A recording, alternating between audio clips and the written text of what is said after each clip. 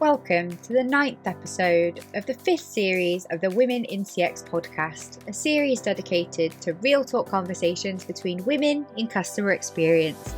Listen in as we share our career stories, relive the moments that shaped us, and voice our opinions as loudly as we like about all manner of CX subjects. I'll be your host, Clare Muscutt, and today's episode I'll be talking to an incredible community member from New York City. She started a career in pet food marketing and then moved into advertising before setting up her own company, Mesh Experience, in 2006, which aims to encourage businesses to take experience-driven marketing approaches.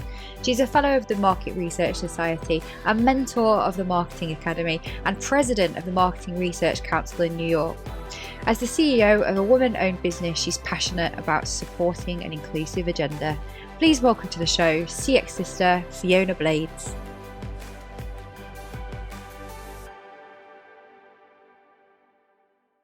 Hi, Fiona. Hi, good to see you, Claire. So fabulous to see you. And I've just been thinking about last time I saw you in London, but last summer, our meetup in New York. What a fabulous time we had. I was so impressed that you came, actually. It really meant a lot to me. And I suppose, if you're thinking about things like CX, what better experience than to think that the organization that you're a member of, that the person who's founded it has taken the trouble to come and see you in Lower East Side. I mean, I was super impressed by that. I really was. Well, it was no trouble at all because I absolutely love Lower East Side. So thank you again for having me. So let's jump right in then. So you're in London today, but you live in 2 locations, right? Yes, I would never have dreamed, 20 years ago that I would actually be able to be living both in London and in New York. And it's been absolutely amazing. I just never thought that this would happen. Yeah, you've got offices in both now, right? As well? Yes, we have offices in both, but I'm not actually in the office today. I'm at home in Deptford in London. But again, it's lovely. I'm looking out and I can see the river. I can see the River Thames, and I always dreamed that one day I might be able to live by the river. And now I'm in Deptford, which is wonderful. Made your dreams come true, and you It have an did. absolutely fabulous view from your apartment in New York as well. I know. Well, I like kind of like small apartments, great views, because then you Views. don't have to do too much of the housework, do you? Yeah, just spend the time looking out of the window. It's glorious. Exactly. Yes. So yeah, just so I guess for the listeners' benefit, do you want to share a little bit about how you found your way to women in CX community? Yes, absolutely. Well, I was contacted. I was having a chat with Priscilla Tavares, and I'd worked with her when she was at LATAM Airlines, and she's now at Mercado Livre, and she was in Brazil. And she said, Fiona, have you heard about women in CX? I said, no. She said, well, you should do, because it is absolutely amazing. And you should see if you can get in, because it has fantastic members. It's, the latest thing. And any woman who is interested in CX should be a part of it. And on that basis, that was why I got in touch. And I was really impressed with the whole process of you explaining to me what Women in CX was about, then becoming a member, the way that each day you then helped in terms of that, understanding the membership process and what you could get out of the membership. And so for me, I don't think I've had a better membership experience of joining an organization. It was fantastic. Well, that is flattering indeed. Thank you so much for saying that. And yeah, I remember you giving me feedback about our onboarding. And yeah, I guess for us as a community of women in CX, we couldn't fail to get our customer experience right, could we? No, defeat no. defeat the object otherwise. So I'm sure the listeners would love to hear more about your fascinating career journey and how you ended up where you are today as the CEO of an organization with offices in London and New York. Please tell us more. It's always a funny one knowing where to start, actually. But I'm going to start with my degree, which was in English and drama. And actually, my father had always said to me he didn't mind what I did as long as I was the best at it. So I could be anything, but I had to be the best at it. And that might sound quite easy, but it's actually, I think it's quite difficult. But in a weird kind of way, ultimately, I think I found a way round being the best at what I do because I created a company so nobody else does it, so that I could be the best. But anyway, I started with English and drama because I loved English and drama. So I really enjoyed not just the acting, but I liked directing as well. And I didn't know where I wanted to go next. But actually, where I first started out, I started in sales. And then I realized from that it was actually marketing that was going to be the area that I loved. And I think it was similar to drama because it was like putting a play on. You've got to get the advertising with the product that you're launching, the PR, you've got to get the factories all geared up. And so I worked on pet food marketing for 8 years, which I absolutely loved. So really enjoyed that. And then I went to into advertising. So that was the next stage. I mean, it was quite interesting, maybe for your listeners. I mean, this was many, many years ago. And when I was at Spillers Foods, I was the first, well, I was the only woman in marketing at that time. Then there were other women that came in. And over the 8 years, I'd been marketing manager in a couple of areas. But I looked at the board and there wasn't a single woman on the board. That wasn't really something that happened. And also they were 20 years older, so for me, I was looking at the next stage, and advertising was what I'd loved doing. I'd really enjoyed that part. And so I was lucky enough then to go to Leah Burnett in advertising, and I worked on Kellogg's and McVitie's and really enjoyed that. Before I then I moved into to other things. So actually this is a challenge that hit me, because although I was in advertising and I'd been a marketing manager, I was working with marketing managers at other packaged goods companies, and they were thinking, well, what's she got to offer? Because I'm a marketing manager and she's a marketing manager. And of course, there was a massive cultural shift moving from being on the client side to being on the agency side. Yes. And I really needed to learn about that. I mean, there were simple mistakes that I made. I was used to getting everyone together to, launch the product or ad or whatever. So when I went into advertising, I'd go to the creatives. I'd say, oh, here we are. Here's the creative brief. If I can just leave that with you and, pick up a wonderful ad in 3 weeks, that'd be great. Thank you. I had no idea how you had to behave in that new cultural environment. And of course, you have to, in those days, you went out to the pub with the creative, had a bit of a drink, found out about what they thought. And then ultimately you'd write a brief, which, was very much from where they'd come from. And it was a different way of working. So after a year, I was made redundant, which was a kind of a good thing for me in the sense that I had an enormous amount of support from my the planning director at the time. He was amazing. And actually, I did go back and do freelancing with him.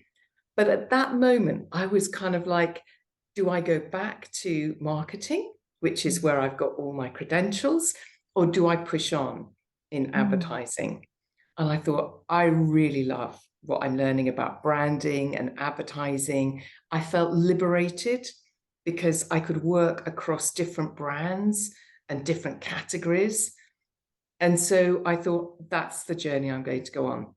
So I freelanced for 9 months, and that was good for building your self-confidence, actually, because it's you. I mean, you'll know what it's like setting up a business. You've just got to go for it. So that's what I did. And then I went back into advertising. I did lots of different roles after that. And the last one, I was at Clare Muscutt. It was an Omnicom agency. It was a phenomenal agency. I absolutely loved it. And I was the planning director. So I had the strategic planners and the data planners reporting in. And I thought there was a gap in the market for research. So everything was about TV advertising. How is your TV advertising working? And I was working for Mercedes-Benz at Clare Muscutt. And I thought, well, I know it's not just the TV ad. I know that it's walking into a dealership. I know that it's going online and configuring a car. I know that it's seeing your neighbor's car and thinking, wow, I think I'd like one of those. And that looks pretty good. So I thought, well, if we could capture all those experiences, we'd then be able to understand which ones you want more of, which ones you want less of, which are working well for customers, which aren't. And I realized that you could do this using a mobile phone. And actually, there'd been a couple of experiences that had led into this happening. So the first one, in terms of understanding about experiences in time, I'd been at a previous agency, and that agency was called IMP. It was a promotional agency, and the people there believed in what they called participation marketing. And they believed what is participation marketing? Exactly. What is participation marketing? So they believed that if you participated in something like a promotion or something else, that involvement in the brand could have just as deep an impression as seeing a TV ad. And I know that sounds kind of simple today, but actually it's in those days, everybody thought it was all TV, TV, TV. And they perhaps didn't realize the depth of relationship you could build as a brand through something like a promotion or through customer experience. You know, that just wasn't really thought about. And in order to have participation marketing, it was felt that there should be a brand experience workshop. Okay. So what was that? Well, that was the question that the head of planning said to me. She was on maternity. She said, Fiona, please could you sort out what a brand experience workshop is?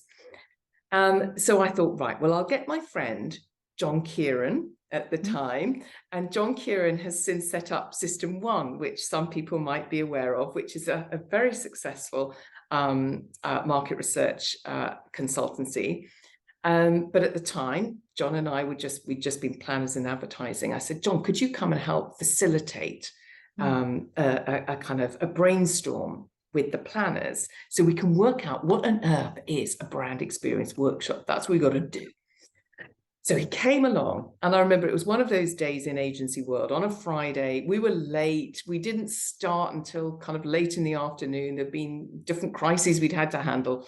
So anyway, Friday afternoon, and we were doing this workshop, and we got so far, and then I said, no, we need an output. We need an output that is going to be the same. So we decided that the workshop would be like a massive focus group, a bit like Oprah, having an Oprah experience. That's what we thought we'd do. So we got that far, but I said, but we need to know what is the output. And I think in desperation, I remembered something. And this was going to the Tate Gallery. And at the Tate Gallery, they had this exhibition called Foley Artists. So, you know, those artists that do the sound effects on radio things. Yeah.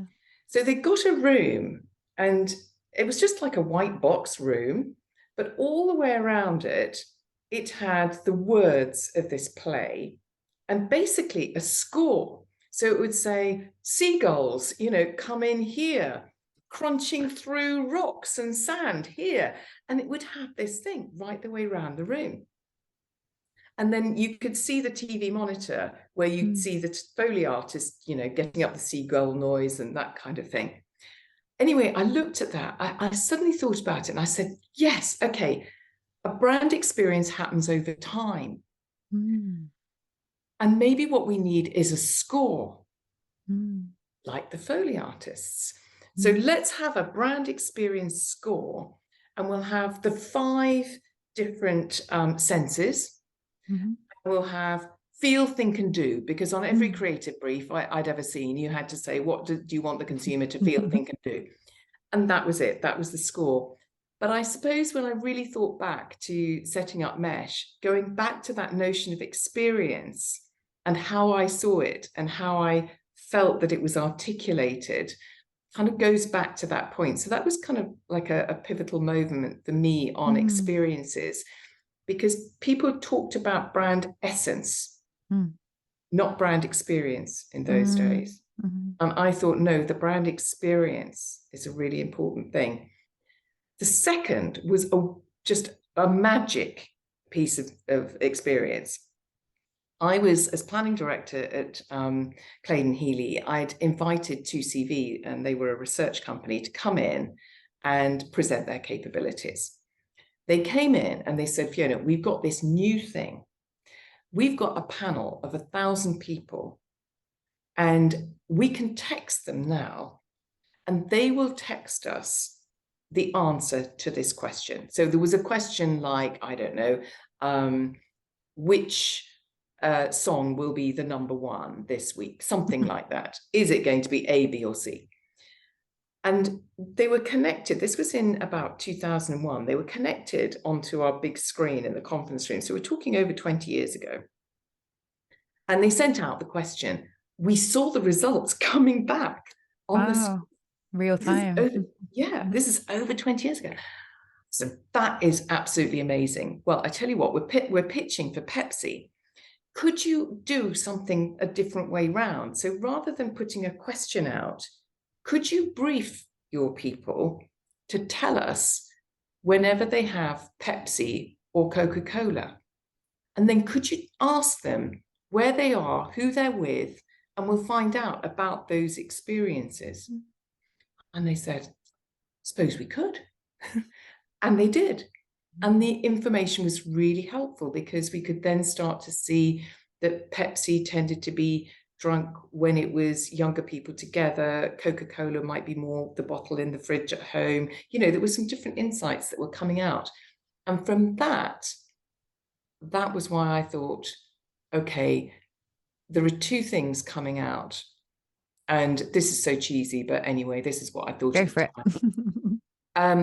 There's a product called Ethnotext, TXT, because it's like mobile ethnography. Ethnography, yeah. Which is a longitudinal study over time, right? Is that right? It is exactly. It is. So absolutely.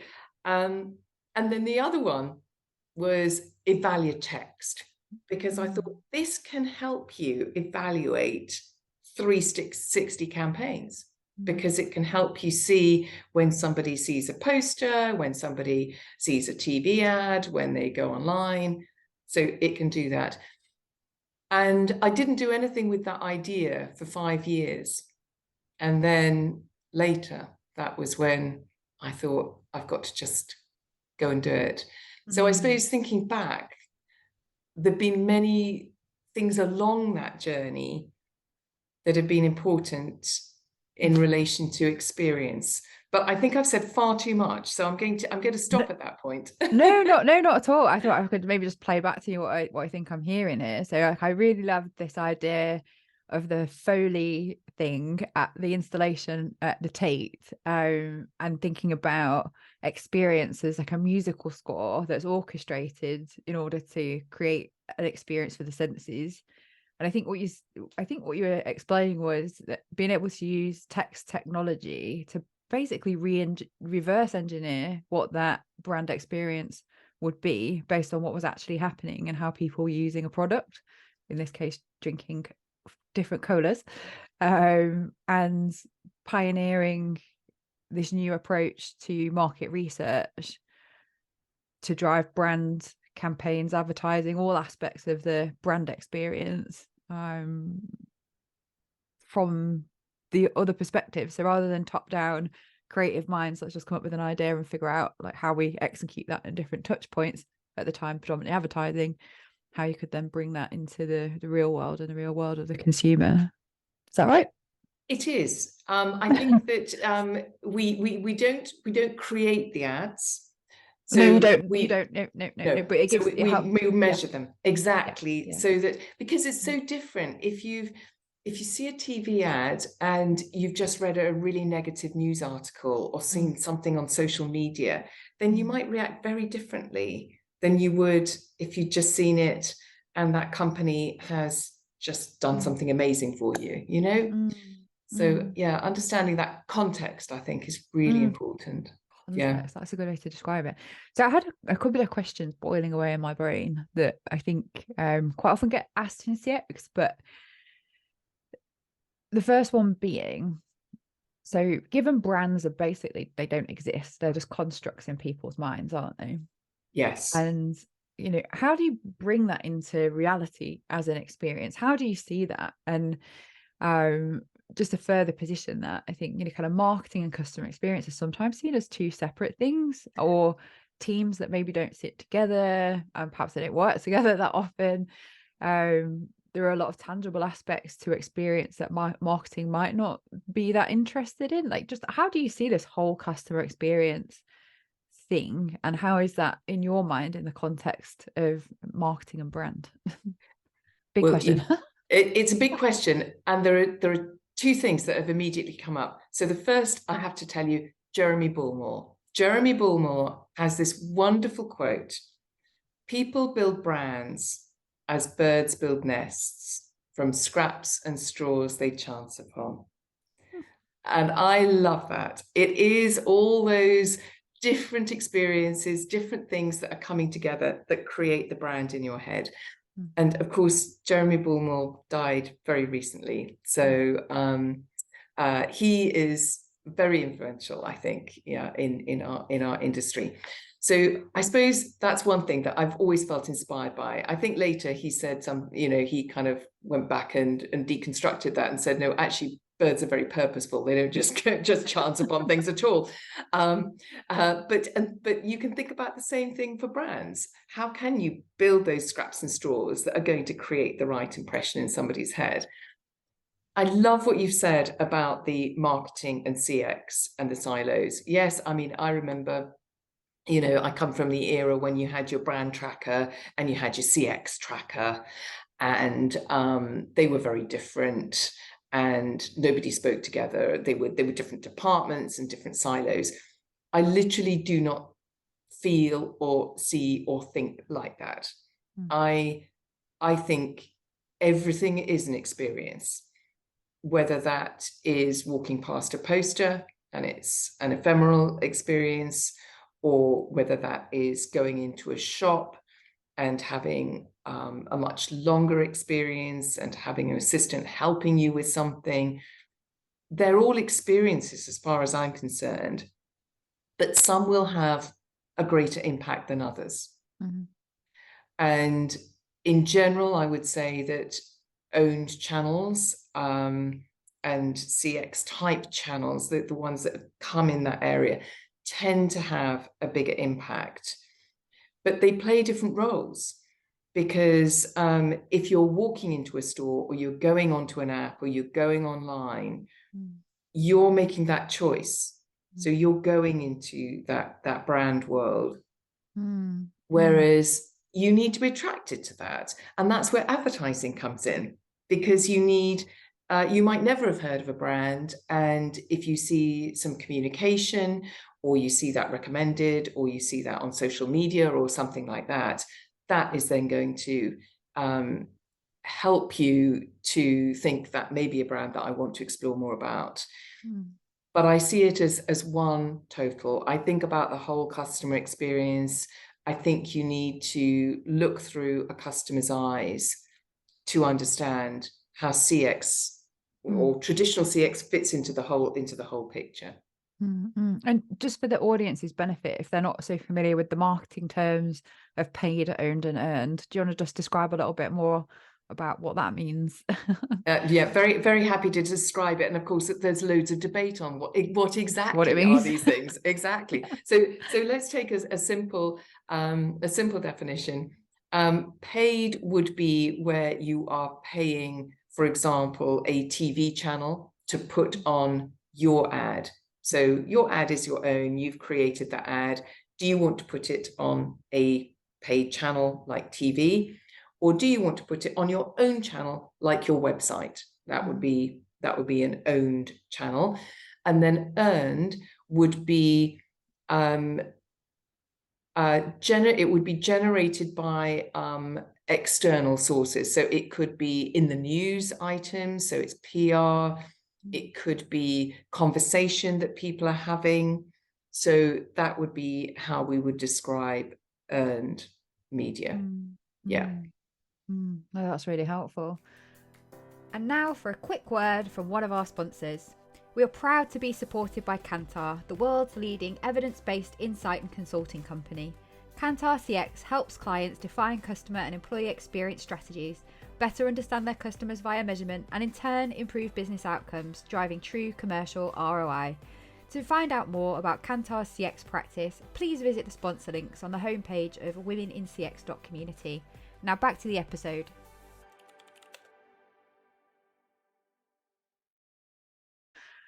So how exactly does your company help clients to measure that whole customer experience, and what's the benefit that they get of doing that? Well, we came up with an approach which, to begin with, was using mobile phones, and initially it was text messaging. We don't use the text messaging; it's mobile diaries now. But we call that approach real-time experience tracking. And because through that, we are asking people to tell us whenever they see, hear, or experience anything to do with, and it could be vegan products, or it could be banks, or it could be electronics, or it could be chocolate. So whatever the category is. Then from that, we can see how people are experiencing the client's brand in relation to the competitors. And that helps clients in 3 areas. So it can help them with their marketing investment decisions when it comes to campaigns. Yeah. So for instance, we've been lucky enough to work on the boots campaigns. So we've worked on the Christmas one recently and previously on the summer ones. And, that's lovely. So then you can understand exactly when that campaign is out there, how are people responding? What are they saying about it? Are they picking it up? Are they noticing it in comparison with others? So that's one thing, advertising. The next is path to purchase, because particularly with online, offline, where should a brand intervene? So we've worked with LG Electronics over many years. And, when should they be talking with their own advertising? When should they be thinking about Best Buy and the in-store environment? How can they intervene on that path to purchase? And then the third area is CX. So I think that nowadays clients have got loads of data, first-party data, because there's just more and more, which is fantastic. And first party being? Yes, thank you for kind of pulling me up there, Claire. First party data being the information of the customer that you have. So knowing that Claire is a customer and knowing your email address or knowing your mobile number, being able to contact you, send you a letter, that would be first party data.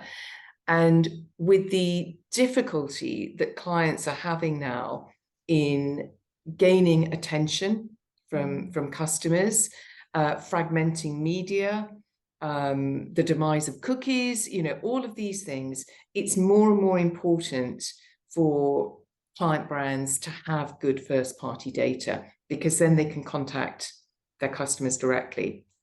So you can have loads of information about your first-party data, but you won't have the same information about competitors. So you won't know how, we do quite a lot of work on retail banking, for example. So you might know how your bank's app is working, but you won't necessarily know how people are experiencing the competitors or their branch experiences. And the benchmark, yeah. Exactly. So you might want to benchmark that. So those are really the three core ways that we can help clients in those areas. So it's so fascinating.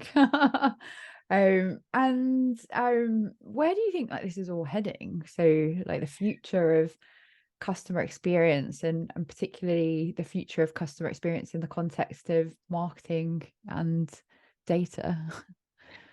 Well, I think there are going to be new ways of looking at things, new metrics. I think marketing and customer experience will become much more integrated. I think everything is a customer experience, everything is marketing.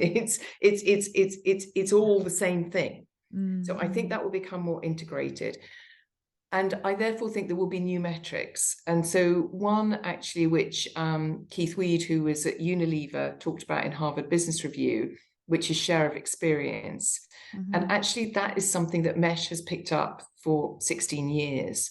And what we mean by share of experience is, if you think, let's take banks, that people are telling us about every experience that they're having with banks, whether that's the TV ad or the branch.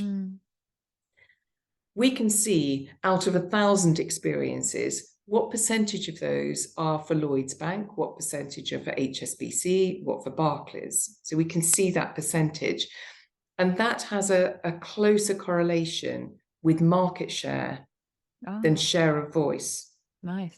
Because if you think about it, share of voice is just the paid advertising. Yeah. It's just, and it's what you're pushing out.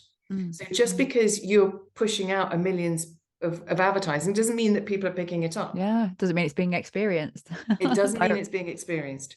So I think share of experience will be really, really important. And then, of course, you can break that down into, well, how are people experiencing your brand? If you had to draw a pie chart of that, what percentage would be social media? What percentage would be in store, what percentage online, what percentage on the app, what percentage would all those things be? And if you don't know how people are experiencing your brand, how can you know where to invest to make better decisions?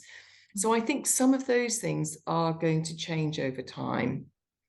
And I think in terms of investment, then, so that might be saying, in terms of share of experience in our online channels, we can see that there's a huge gap between us and our biggest competitor in how much cut through we're getting. Therefore, we'd want to invest more in that channel. Is it that kind of decision?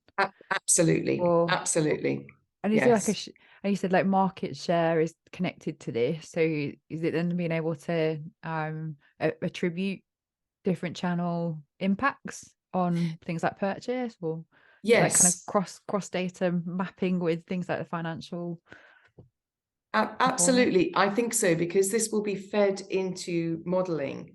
What we know from our own data is we know which channels are having the biggest impact on brand metrics like trust, NPS, brand consideration. So we know that, because before we ask people to tell us the experiences, we find out which brands they consider, which brands they trust. And then at the end of the week, that each person does this for a week, but we've got this running continuously, we ask the same questions. So we can see, oh, somebody didn't trust this bank here. Now they trust the bank. What experiences have they had that have generated that? So we can really start to unpick which experiences a client should be focusing on. And of course, it's not just through which channels, it's the messaging, it's the context that we've talked about, it's all of those other things. And we know that if the experience is a positive one, so we ask people how positive the experience was, that has 3 times the impact on brand consideration of a neutral one. So you want lots of experiences and you want positive ones. That's what you're looking to try and do. Yeah, because typically, I guess not that I agree with it, but the typical things that people are measuring in customer experience and net promoter and effort scores and satisfaction and things like that. How do you think like this ties together with those kinds of metrics and the tracking that gets done specifically on experience? Well, I actually think that things like Net Promoter Score can be really useful for businesses, because if everyone in the business gets behind it, whether or not you think it's the best score or it's not the best score, whether you're doing operational NPS because it's straight after a flight, or you're doing strategic because you're asking people at a different time about overall their recommendation, I think it can be, those metrics can be useful. But I suppose where the experiences come in is it's the experiences that will create that impact, that Net Promoter Score. So if you have a great experience, that is more likely to make you want to recommend, or for you to have satisfaction with a brand. So we always say it's the experiences that you have today that will be impacting the metrics that people are measuring tomorrow. That's more like an input metric and an output metric kind of system. So measuring all the inputs to those experiences that ultimately could generate something like whether or not someone does advocate for you. Yes, exactly. And perhaps even make up some of that earned media that we've been talking about. Yes, exactly. Because the more you can get people to talk about it, then you grow your share of experience without needing to pay. Which has clear financial benefits to that. Yes. Amazing. Yeah. So outside of kind of there'll be new metrics for customer experience, is there anything else that you'd like to share about what you see for the future of customer experience? Well, one thing actually, when I was working on, and thank you very much for being part of the Own Channel project with the IPA and F-Works, I really, really appreciated that. But one of the things that I found was the clients that were embracing agile working. That was really interesting, because you were getting creativity. You were putting people together with different disciplines, and with a business problem or an outcome, something that needed solving. And I think there will be more and more of those squads and agile working to get to solutions. So I think some of the ways that we work will change as well. And where do you see things like customer communities fitting in all this? Obviously, being a startup, running a community myself, I just think it's fascinating, this kind of evolution, kind of beyond research communities, and particularly in like the software and SaaS space, more so than in kind of FMCG. Like, is that going to become a part of our marketing mix? I actually think it will be. I think it's a really good point. And when I was doing the IPA paper, again, that was a question that you raised, but it was also a question that other people raised, because now there's much more investment in customer communities, and you can have a direct relationship with your customers, and those experiences are going to be potentially more impactful than simply the paid advertising that we've seen in the past. And it gives you a direct channel to these customers. So, and I think there is going to be some blurring of the lines between kind of research and actual participation in communities as well. I think some of that will break down. Well, it could be the ultimate participation marketing, couldn't it? It could. I love that. Brands talking to customers through this new direct channel, but also customers interacting with one another around products. So I think it's fascinating, and the potential of that to just I suppose unleash a new aspect.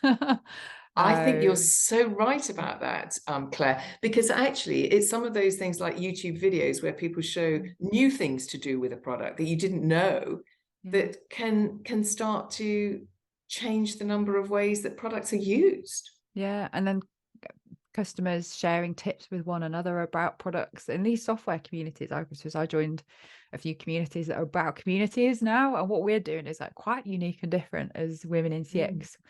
We're actually up for an industry award, global CMX awards. We're in the top 3 finalists in the whole world for our approach to user groups, because we're a customer experience group who co-design with our community and drive our own product. And And yeah, just kind of like seeing out there like how different companies are using communities now to enhance their product development, because rather than kind of asking specific research questions or having to invest in ethno or specific research communities, these communities are actually being that source of kind of product feedback and innovation and ideas from the customer's point of view, through them interacting with one another and sharing the challenges and obstacles and opportunities and tips with one another. And they're able to build that stuff, like for example into the onboarding of their product experience directly. I think it's fascinating.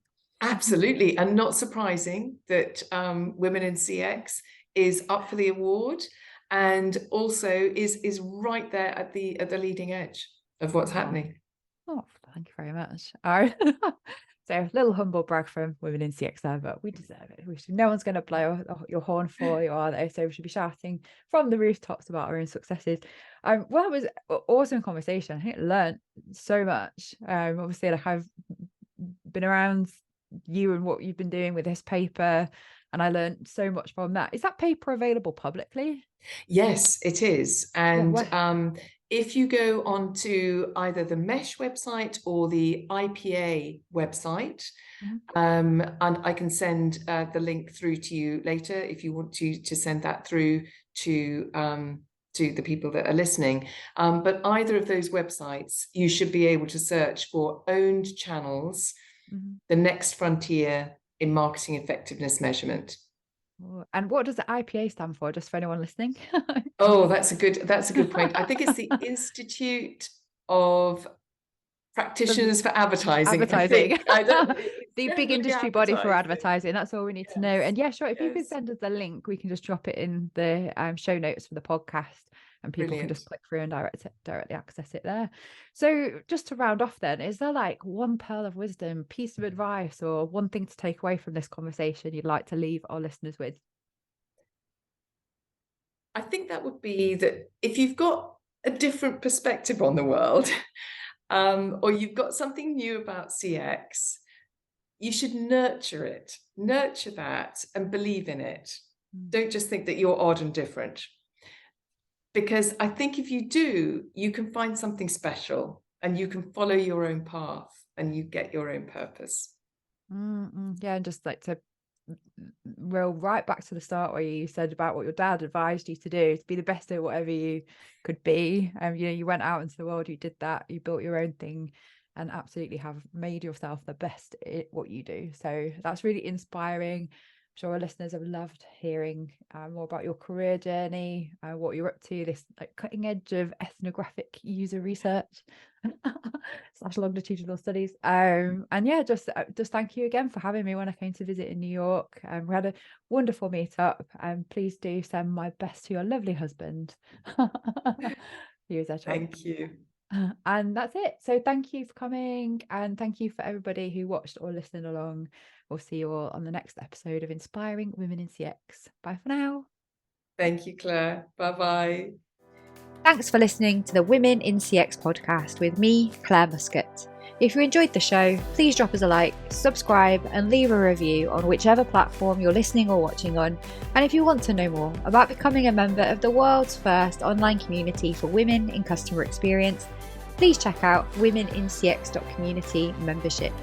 Join us again next time, where I'll be talking to one of our community members from the UK about pivoting from CX to diversity and inclusion, and the role that we can play in self-reinvention.